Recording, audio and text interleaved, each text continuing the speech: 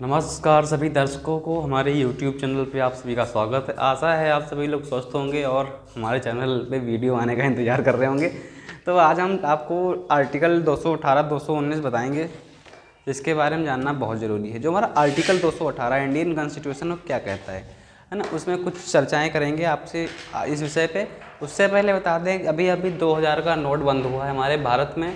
तो बहुत से लोग कमेंट करके बहुत अनाप शनाप बातें कर रहे हैं, बोल रहे हैं कि 2000 का नोट लॉन्च किया था 1500 का बंद करके, उसके बाद वो 6 साल ही मोदी जी चला नहीं पाए, बंद हो गया। मोदी जी थोड़ी ना चला रहे थे नोट, उनका काम था नोटबंदी करना, क्योंकि हमारे संविधान में लिखा है जब कभी ऐसी कोई क्रिटिकल कंडीशन आ जाए कि नोट बंद करना आवश्यक हो जाए, भ्रष्टाचार बढ़ जाए, उस कंडीशन में जीडीपी डाउन हो जाए, जीएसटी रेट बढ़ जाए, सरकार को टैक्स कम मिल रहा हो, उस कंडीशन में नोटबंदी हम कर सकते हैं, है ना। तो वही नोटबंदी फिर 2000 का नोट बंद करना इसलिए हो गया क्योंकि सबसे बड़ा नोट था, है ना। मार्केट में बहुत सा नोट गायब हो रखा है ना, बहुत सा चुनाव में बट रखा है, इसीलिए बहुत जगह भ्रष्टाचार बढ़ गया है। और मार्केट में जो जितना नोट 2000 का छपा था उतना चल नहीं रहा है और इधर उधर नोट हो रखा है जिस पर टैक्स हमारा नहीं आ रहा।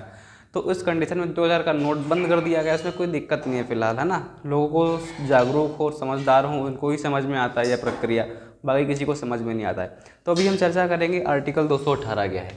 जो हमारा आर्टिकल 218 है वो कहता है, जो हमारा सुप्रीम कोर्ट है, क्या है मित्रों, सुप्रीम कोर्ट। सुप्रीम कोर्ट के कुछ उपबंध हैं, सुप्रीम कोर्ट के कुछ तरीके हैं, कानून हैं जो हाई कोर्ट पर लागू होंगे, है ना। वो कौन कौन से तरीके हैं जो सुप्रीम कोर्ट के हैं, हाई कोर्ट पे लागू होंगे, और उसे कहाँ पे दिखाया गया है, आर्टिकल 218 के अंतर्गत।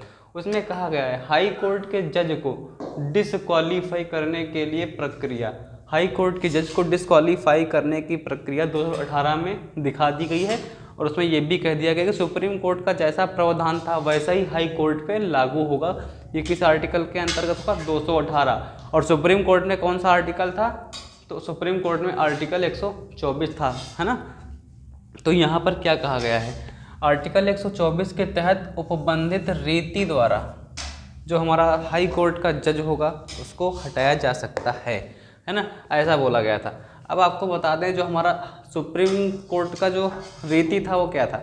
सुप्रीम कोर्ट का जो तुम्हारा था ना, उसमें आर्टिकल 124 मतलब सुप्रीम कोर्ट, इसमें कहा गया था सुप्रीम कोर्ट का गठन, आर्टिकल 124 सुप्रीम कोर्ट का गठन। इसमें सुप्रीम कोर्ट का गठन ये क्या था, आर्टिकल 124। और आर्टिकल 124 4 के तहत, खंड 4 के तहत उसमें एक रीति थी जिससे सुप्रीम कोर्ट के जज को हटाया जा सकता था। उसी प्रकार 218 में हाई कोर्ट के जज को हटाने की रीति बना दी गई, और उसमें बोल दिया गया 124(4) के तहत उपबंधित रीति सभी 218 पर लागू होंगी, और हाई कोर्ट के जज को इसी माध्यम से हटाया जा सकता है। तो आर्टिकल 218 ये हो गया। नेक्स्ट आर्टिकल क्या था, आर्टिकल 219। आर्टिकल 219 में क्या कहा गया है, आर्टिकल 219 ये बोलता है कि जो हाई कोर्ट के न्यायाधीशों की शपथ और प्रतिज्ञान होगा वो किस प्रकार होगा। जैसे कोई हाई कोर्ट का जज है और राष्ट्रपति द्वारा नियुक्त कर दिया गया, पूरा प्रोसेस 10 साल का जो उसका एक्सपीरियंस था वो सब दिखा के पूरा उसको अपॉइंटमेंट लेटर दे दिया गया। अब उसको शपथ कैसे मिलेगी, हाई कोर्ट के जज को शपथ कैसे मिलेगी, प्रतिज्ञा कैसे लेगा, है ना। संवैधानिक विधि एवं रीति द्वारा जो उसका प्रोसीजर होगा, जैसे वो शपथ लेते हैं ना, मैं अपने सभी कर्तव्यों का पालन करते हुए राष्ट्र के नाम या फिर हाई कोर्ट के नाम, राज्य के नाम शपथ लेता हूँ, अपना कार्य पूर्ण निष्ठा ईमानदारी के साथ करूँगा, ऐसा शपथ लेते हैं लोग। लेकिन शपथ लेते ही हैं, करते करते नहीं है, बाद में खूब दबा के भ्रष्टाचार ठोकते हैं ना। तो वहाँ पर बोल दिया गया है कि जो हमारा राज्यपाल होगा, है ना, राज्यपाल द्वारा उस व्यक्ति को क्या दिलाया जाएगा, शपथ दिलाई जाएगी, तब वह पद ग्रहण करेगा।